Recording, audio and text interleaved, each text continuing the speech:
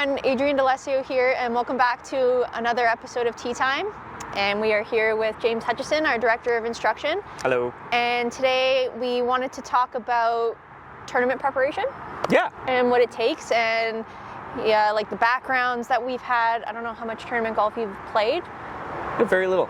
Okay, that's okay. Very little, but I have learnings. Yes, yeah. We can still dive into that. Yeah. It would be really good to talk about it especially for our junior members here that are interested in taking that collegiate route or more of that tournament route. I think it would give them some good insight on how to prepare properly for it if they don't already have some kind of routine. Yeah, and even for our members watching who are, have aspirations of winning their club championship flight or something like that, right? Yeah, or events that we have here. Oftentimes tournaments are considered like a whole different game than regular golf, right? Because there's so much that goes into preparing for a tournament that doesn't go into preparing for like a Saturday fun game with your friends, right? For sure. So the mindset is definitely different. Yeah. 100%. Yeah, and the pressure can get to people, right? And it can make them do weird things that they wouldn't normally do. Yeah.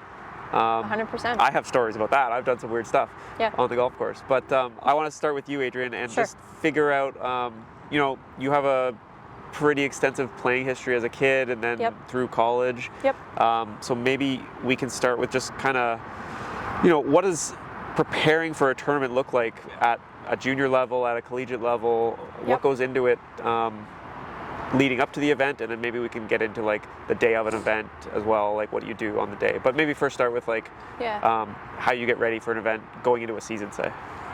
Yeah, so I mean, obviously it was different when I was a kid. Yeah. I went like the CJGA, RCGA, GAO route, and there was always a calendar full of events, and I did have a coach growing up. So I guess in terms of prep, it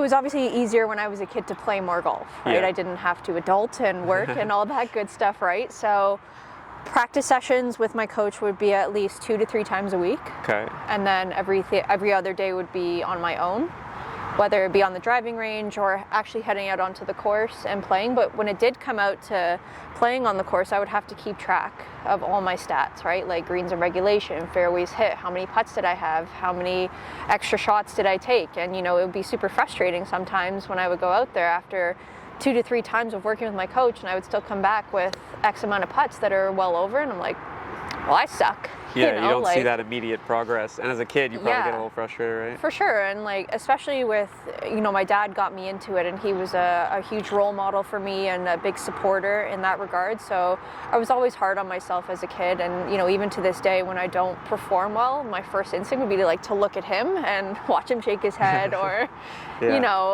I would always want to do the best that I could for myself, but for my dad and my coach, right? Just to show that I was really interested and I wanted to pursue, that tournament style of playing, right? Just to make sure I was up to standards. In terms of actually getting ready for the tournament or going to the tournament, they were usually, as a kid, they were only 1 or 2 day events. But when it came to practice on the day of, I would always arrive an hour and a half before just to make sure I could get a really good feel of everything. The majority of my time was spent on the chipping green and the putting green. Okay. Isn't this so different now that I'm telling you all this? Because I don't do that at all now. Even though you're not playing tournaments now, right? Like golf is more for fun now than it was then. It is, but I should still be, and I encourage members and anyone who's playing to still have like a practice regimen when you get here, right? Like not just to go trunk to tee, right? Like I do now, but it's fine. So yes, an hour and a half before, really focusing on the short game aspect of things, really understanding how the greens were feeling, doing a couple different drills that I would set up on the putting green as well as the chipping facilities, just to make sure that I was ready to go and I had a good feel. Putting was never my strong suit anyway, so. So you spend more time there. That makes sense. Okay. Yeah, and then really giving myself enough time to practice and making sure I had good food in me, hydrated all the time. And once it came time to putting the tee in the ground on the first tee, it was just kind of go and trust the process as I was out there, right? Like it was a more mental side of things as opposed to technical, right? Because I left the technicality stuff over on the practice facilities. And then when I was out there, it was more about course management and just put the ball in play and score the best you can, but be smart about it. Right. it sounds aggressive, but you know, at 10 years old, it wasn't that like do this, this, this, and this, but it was introduced from my coach. Right. Just to make sure that it was ingrained at a young age. And then that followed you, those kind of habits followed you into collegiate golf? Yeah, then it got, you know, more aggressive, right? Because you're older, and working with the coaches on the Humber team, it was more like we were arriving 2 hours before a tee time, and we were focusing on like the fitness side of things. We had to be in the gym at least 2 to 3 times per week for an hour, and those exercises were very golf specific and range of motion based. Right. Whether it was Pilates, yoga, anything to keep us super flexible. Nutrition was a big one too. Like we had to sit half an hour after every class to say, okay, what are you eating? Wow. How much are you eating? How much are you practicing? How much are you, like just a check-in. It was very, not aggressive, like it was needed. It's just right? tracking, it's just tracking being stats. able to know what's going on, right? Yeah, exactly. And then the same kind of process once we were on the course, to be able to track all of our stats. We had a coach obviously filter through each of the groups so that they could kind of see how we were doing. It was different when I went to school though. It was really in my first year, me and another girl. And then in the second year, me and another girl, and then for the most part it was just me. Okay. After that, so I was really just playing my own game, and it's an individual sport anyway. But you know, the guys' team was pretty full. They had 7 or 8 guys on the roster. And I had my own coach, which was nice. Maggie Trainer was always there and super supportive to help me through it. And anything that was really going on, whether it was on the mental side of things or the technicality side of things of golf, like after a round, she'd be like, yeah, you're going to the putting green for half an hour. You're going over there for half an hour, and she would stay with me, which was really nice. But it was always just sticking to a regimen and being like very diligent about it, and right. making sure that you're doing this consistently to build a routine where it's just, okay, like you know what you're doing when you get to a golf course, and you know what you're practicing. You're not just kind of showing up and you're like, okay, I think I'm gonna go do this, and this, right? Like there's always a map, or there's always something to do. And it was a great experience, right? And I'm happy that I did it, and I'm happy that I've learned as much as I did, and I'm happy to share with whoever wants to go that collegiate route or win a club championship here. So yeah, that's cool. Do you think like doing something difficult, whether it's sports or learning an instrument or something, I feel like there's just such value into learning how to learn and how to persevere and do things that you didn't think you could, right? Like I feel like there's a lot of lessons of like self-worth and just like, you know, learning about yourself kind of as you do it, right? Yeah, exactly. Do you agree with that? 100%. I mean, there's going to be good times and bad times in anything, right? Regardless if you're learning golf or a new instrument, whatever it may be. I mean, I had my times where I was like really good, and I was like, man, like I really worked hard, and the hard work is paying off. Yeah. And I know I'm a good golfer, but there would be other days where I would be crying on the course. And I'm like, man, this is not for me anymore. Like I'm not good at golf anymore, and what am I doing? Would you say you lived a little too much by your score? Like, too much self-worth tied up into your score? Of course. If I didn't play well, I'm like, well, what's the point, right? And I never really could let go of the bad rounds or the bad scores. It was always, if you're not 100% good, then you're not good at all. Right? But that's not the case. Everybody is human. They have bad days. Like even the pros do on the LPGA and the PGA Tour. And I would literally watch that happen. And I'm like, no, I still suck, right? Like, yeah, they shot 80, but like when I shoot 80, it's not okay. I'm, terrible. Right? But it did teach me a lot growing up as an adult that I am now. And you know, like it's okay to have bad days and good days, right? Like it's never going to be perfect, and you kind of just go with the flow and you make the best of what you have. Yeah. Right? So maybe we could talk briefly just about practice rounds, like because I feel like a lot of my students, you know, I have a misconception about what to do at a practice round. Yes. I think some people just go and play a round of golf, and that's really not what a practice round is meant to do. So maybe tell us what you would do at a practice round to kind of maximize your time and get prepared. Yeah, so I think it really changed when I played for Humber. The practice rounds were very different from when I was a kid. The practice round was just my dad kind of taking me out and say, okay, go play. I'd be like, okay, great, I shot 78, right? But it's different when you're actually playing in the tournament. So when I played for Humber, it was taking 4 hours, 5 hours, sometimes 6 hours, right? Like we were there until dark sometimes.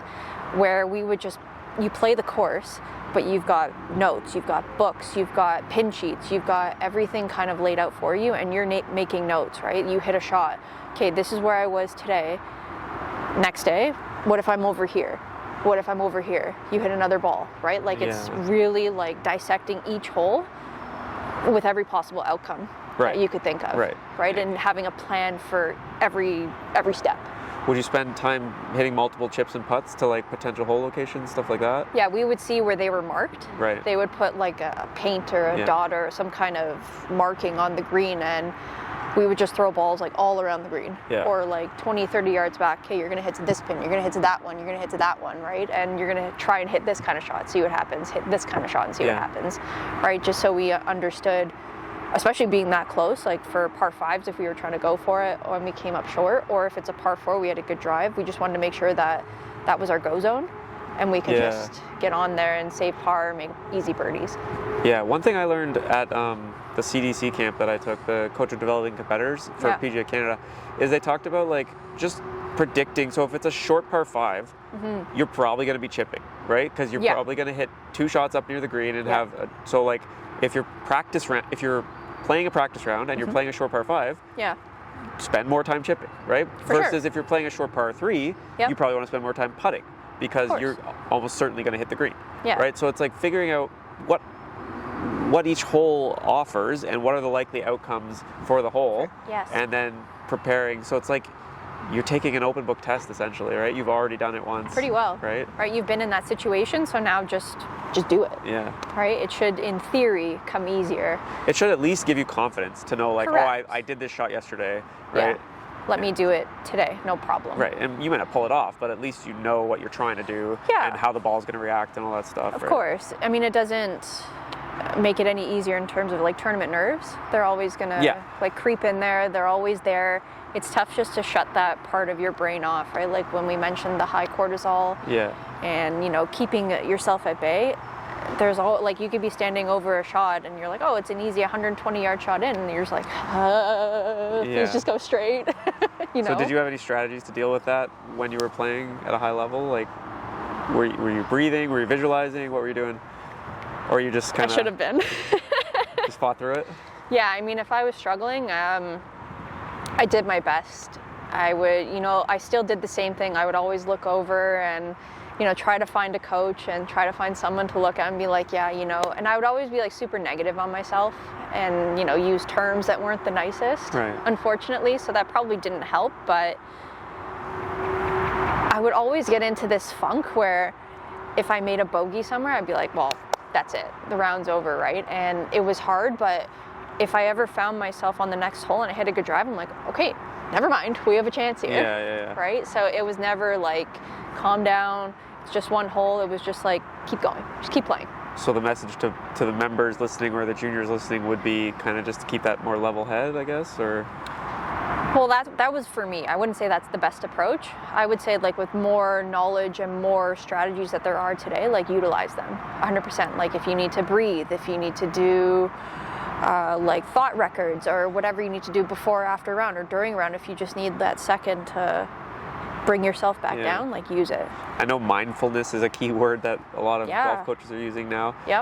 So just like, you know, there's strategies where you can just listen and look around you and notice things, right? Because that takes you out of thinking about the result of the upcoming shot and more just like in the moment, like living in the moment of thing, right? That's right. Which can tend to calm you down a little bit. For sure. Yeah, so you don't have to think about, okay, I need to take this shot. If I don't do this, I'm going to make this, and that's going to affect my score, but then my game's going to go to garbage, right? Like just get better at, there's that shot. Okay, let's look at the trees. Let's look at the hole that's in front of me. Oh, that person's got white shoes on today, or whatever it is. Something small to just distract you for that couple steps to your next shot, right? Anxiety is like thinking about all these different outcomes that may or may not happen, right? And none of that serves you for performing a sport well. In golf and in life, really. You just have to take it for what it is, and stressing about it is not going to help anything. Easier said than done, of course, but I think being mindful is definitely helpful. Cool. 100%. Okay, well, it's a little shorter episode than we're used to, but I think it was some definitely good knowledge. you know, if you are planning to play tournaments or you play tournaments and struggle a little bit, Yep. we're happy to help you guys out. Like, come 100%. find us. You know, Adrienne has an extensive playing background. I think she's being a little modest, but like Adrienne knows how to golf her ball in golf tournaments. So, you know, Thanks, come chat James. with her about any of that stuff. And Yeah. we are looking forward to seeing you again in a couple weeks. Awesome. Thank you. Thanks for watching.